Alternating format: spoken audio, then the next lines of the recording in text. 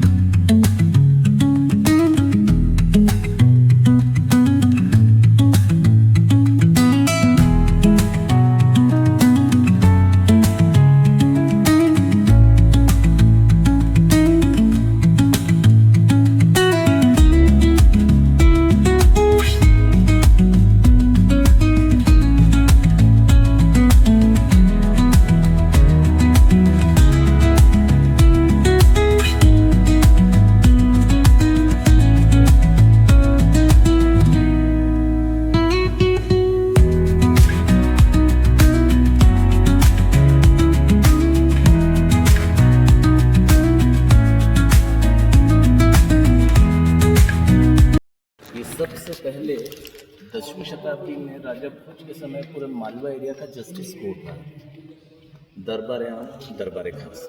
आप देखें सामने की तरफ सिंहासन बनाए जो कि राजा के बैठने के लिए हुआ करता था। सिंहासन के सर में ऊपर प्लेटफॉर्म बना हुआ है जहाँ पर राजा के 5 जूरीज बैठा करते थे जो कि आम जनता को अपने फैसले सुनाए करते थे। सिंहासन के साइड में टोटल ये जो ग्रेनाइट पत्थर बोलते हैं ऐसे ग्रीन मून स्टोन है, ग्रेनाइट नहीं।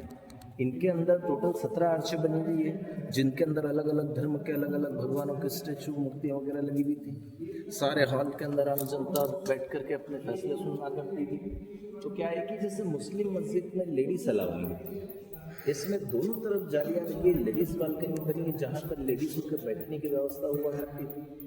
क्या है कि जैसे 1405 में मुस्लिम शासक हुसैन शाह गुरी के द्वारा इसमें नमाज पढ़ी गई, मस्जिद का नाम दिया गया, जब से इसे जामी मस्जिद के नाम से जाना जाता है। मस्जिद में आप लोग हिंदू आर्किटेक्चर देख रहे हैं, जैसे सिंहासन बनाया, सपोर्ट से बाकी तेरी हाथी की सूंड बनी है, गोल सा फूल बना हुआ है।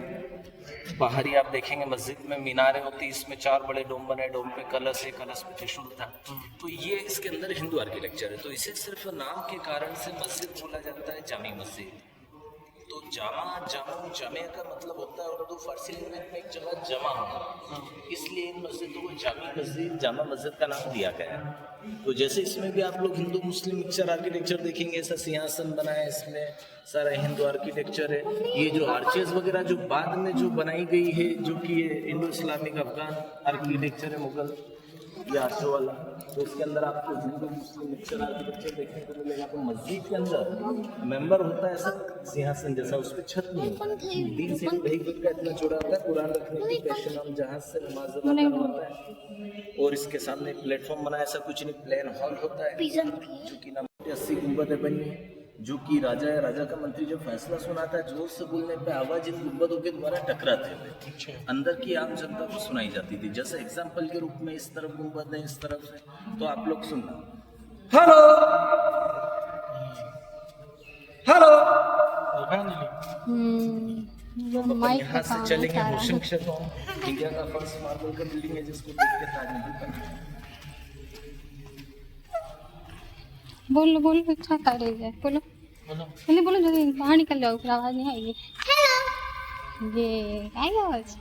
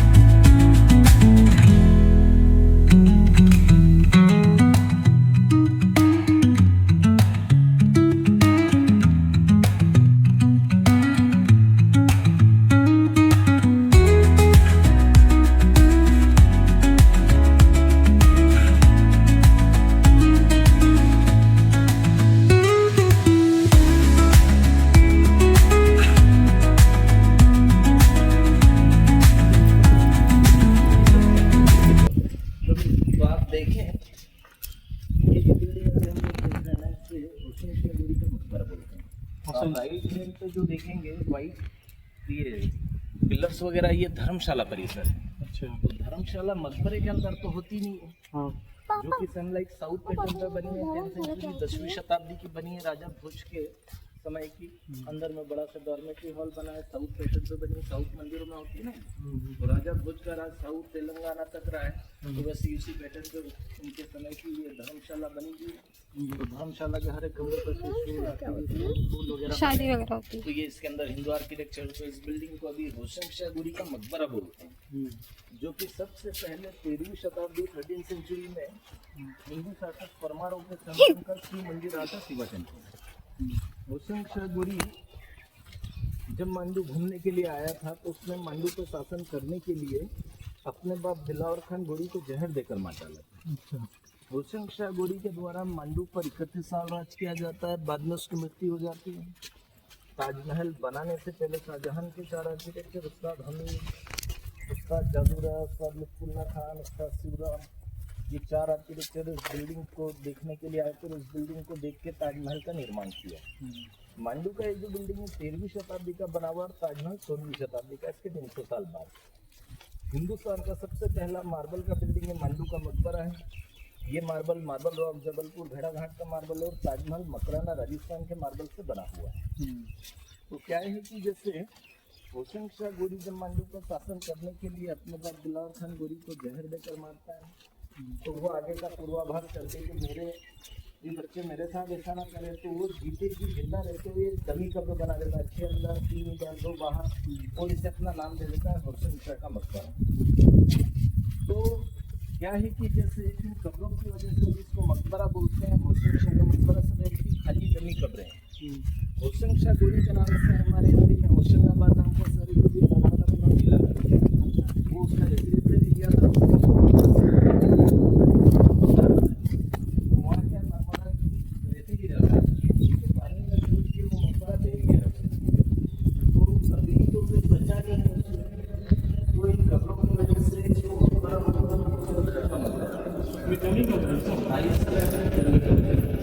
जिंदा रहते हुए बना देता है इसे।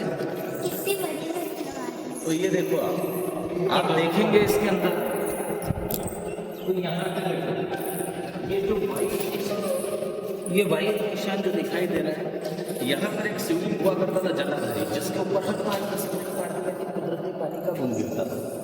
मकबरा 15-16 साल पहले वॉश करा, जॉइंट वगैरह खुल गया, इसके लीकेज मार गया, तो इसके जॉइंट खुले तो पानी बंद हो गया। इसी प्रकार से आज भी ताजमहल में पानी गिरता है, जो कि कोई पता नहीं कर पाएगी पानी कहाँ से ये अभी भी आता है यहाँ पानी? नहीं, बंद हो गया, लीकेज हो गया ना बारिश में उससे। तो जैसे कि हम लोग इसमें एक बार बोलते हैं ना, तो आवाज़ कम से कम 40 से 50 बार इको होता है, जो 36 डिग्री पे बना हुआ है। तो बहुत छोटा सा आवाज़ सुनाई देगा तो सब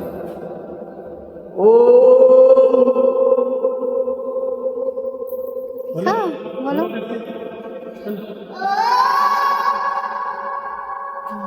कितनी देर तक आवाज है, बहुत छोटा, जैसा हाँ।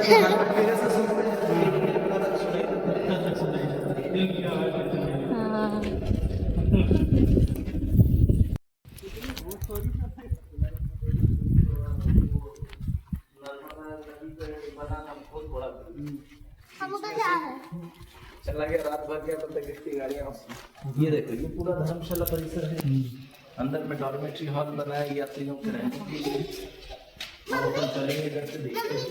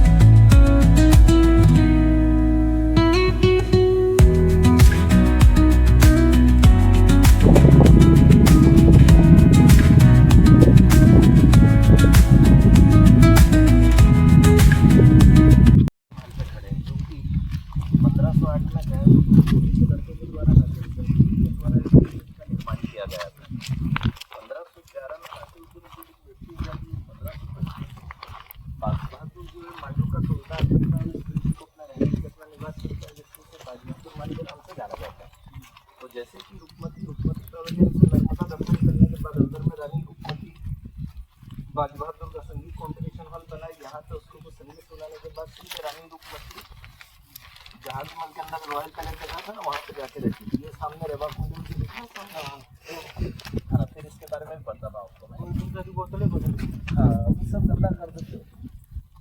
तो क्या है कि जैसे रानी रुकमती जो है रहने वाली यहाँ से करीब 25 किलोमीटर दूर इससे धर्मपुरी गाँव है नर्मदा किनारे, वहाँ के जमींदार फांसिंग के रानी रुकमती बहुत बढ़िया क्लासिकल सिंगर थी। जब तक वो नर्मदा नदी के दर्शन पूजा पाठ नहीं करती थी, जब तक कुछ भी खाती पीती नहीं। तो जैसे कि बाजबहादुर एक शिकार का बहुत शौकीन था, जो कि एक दिन यहाँ से शिकार करता करता धर्मपुरी में नर्मदा नदी के घाट पहुंचता है और रानी रुक्मती के गीतों को सुनता है। उससे काफी प्रभावित होकर बाजबहादुर डेली धर्मपुरी जाकर रानी रुक्मती के गीतों को सुनाना लगा। इसी बीच उसी को चोला करके पढ़ने से बाजबहादुर रानी रुक्मती से एक आग्रह करता है कि मुझे संगीत सिखाने के लिए मांडू चुना। रानी रुक्मती बाजबहादुर से कहती है, अगर तुम मेरे पिता की फांसी से इस बात की इजाजत नहीं लोगे, तुम्हें तुम्हारे साथ मांडू चलने को तैयार। बाजबहादुर फांसी के पास जाते हैं, फांसी से आग्रह करते हैं कि आपकी रुक्मती बहुत अच्छी गायिका है, मैं इन्हें संगीत सीखने के लिए मांडू ले जाना चाहता हूँ।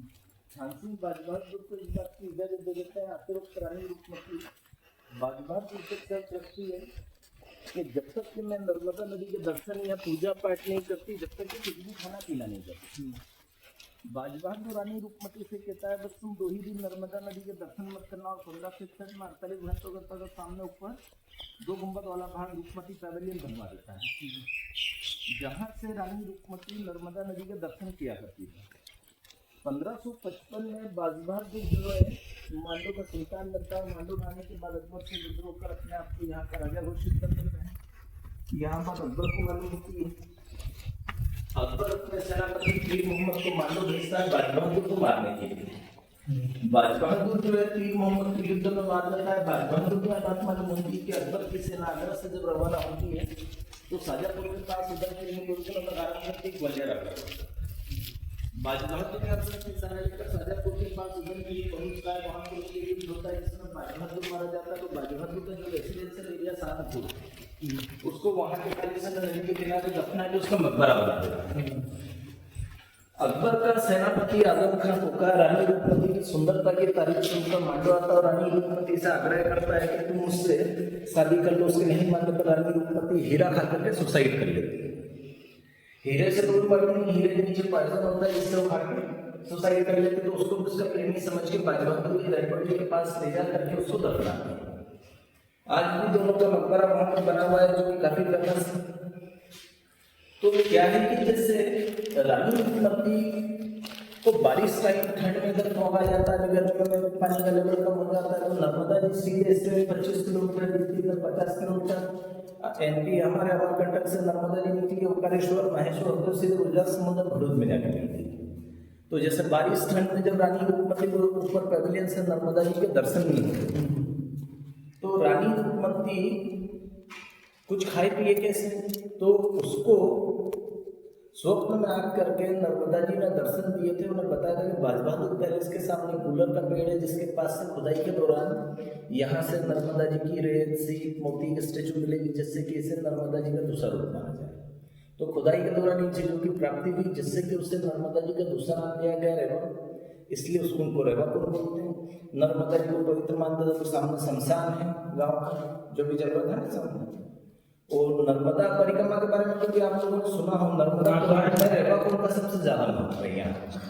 जो नर्मदा परिक्रमा पैदल या गाड़ी से भी करता है वो यहाँ आएगा, तभी उसकी परिक्रमा पूर्ण मानी जाती है, तो अधूरी खंडित हो जाती है। तो नर्मदा जी का दूसरा नाम रेवा, इसको रेवापुर बोलते हैं। तो जैसे जब रानी रुक्मती को बारिश ठंड में दर्शन नहीं हो पाते थे नर्मदा जी के, तो रानी रुक्मती रेवापुर की पूजा पाठ कर दर्शन करके शादी। तो हम लोग बाजबहादुर के पहले से कहे आसपास सारे रेसिडेंशियल रूम्स बने हैं, स्विमिंग पूल बना है बाजबहादुर के स्नान के लिए। और जिस जगह हम लोग खड़े हैं सबसे मेन इम्पोर्टेंट जगह रानी रुक्मती बाजबहादुर का संगीत कॉम्बिनेशन, जो कि यहाँ पे आमने सामने बैठ करके रानी रुक्मती बाजबहादुर संगीत गाते थे। इस जगह को ऐसा एक्रोस्टिक सिस्टम से बनाया है कि उस जमाने में कोई लाउड स्पीकर माइक वाली व्यवस्थाएं तो थी नहीं। तो एक तरफ से गाएंगे ना दूसरी तरफ सुनेंगे तो एकदम क्लियरिटी से साउंड सुनाई देता है, जैसे कोई लाउड स्पीकर माइक में हम लोग गा रहे हो। यहाँ से आप लोग उधर नीचे तक बाहर तक जाओगे ना तो बिल्कुल साउंड क्लियर सुनाई देगा। अंदर जाओ गाना सुनाता हूँ तो फिर मैं वहां से बोलूँ तो बाहर जाता हूँ।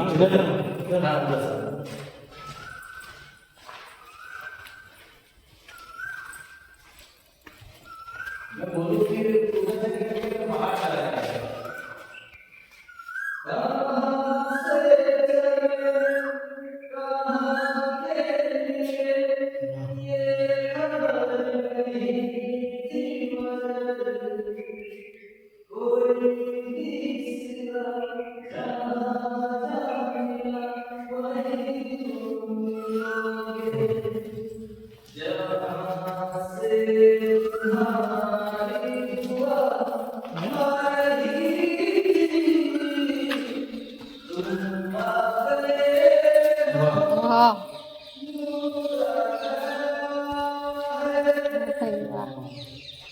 वहाँ से ज़्यादा क्लियर तो इधर आ रहे। सब जगह क्लियर है। हाँ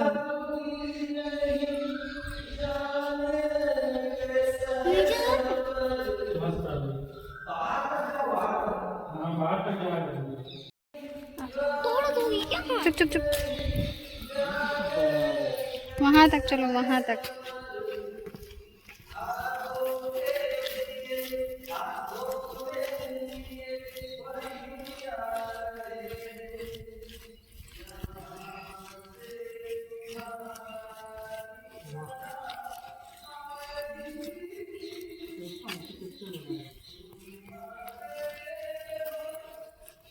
मम्मी गिर जा, हमने उठाना। हाँ क्लियर कह तो रहे वहाँ नीचे। आ रही यार, हाँ यहाँ तक आ रही पूरी। ऐसे खड़े रहना। Loud speaker. तो आपको मेरा ब्लॉग कैसा लगा, और जामी मस्जिद, होशंगाबाद का मकबरा और भोजशाला, बाज बहादुर का महल और रानी रूपमती का महल भी है, ऊपर दिखाएंगे भी लास्ट में, और रेवा कुंड। तो बताइएगा अगर मेरा ब्लॉग पसंद आया हो तो प्लीज़ मेरे वीडियो को like, subscribe, comment and share ज़रूर करिएगा। आप लोग प्लीज़ कमेंट ज़रूर करिएगा ताकि मुझे पता चलेगा कि आपको पसंद आ रहे हैं ब्लॉग्स कि नहीं। और देखिएगा एक एक चीज़, हमारी हिस्ट्री है, बहुत ही बारीकी से मैंने कोशिश करी है ज़्यादा से ज़्यादा कैप्चर करने की। और रानी रूपमती के किले में हम लोग ऊपर नहीं गए थे क्योंकि वो उस समय बंद था, और जब बारिश होती है तब रानी रूपमती के किले से बहुत ही अच्छे व्यू आते हैं, बहुत ही सुंदर नर्मदा नदी दिखती है और बहुत ही अच्छे अच्छे वाटरफॉल बनते हैं और दिखता बहुत सुंदर है वहाँ से ऊपर। प्लीज़ ज़्यादा से ज़्यादा मेरी वीडियो को like, subscribe, comment and share ज़रूर करिएगा। Thank you and enjoy my video.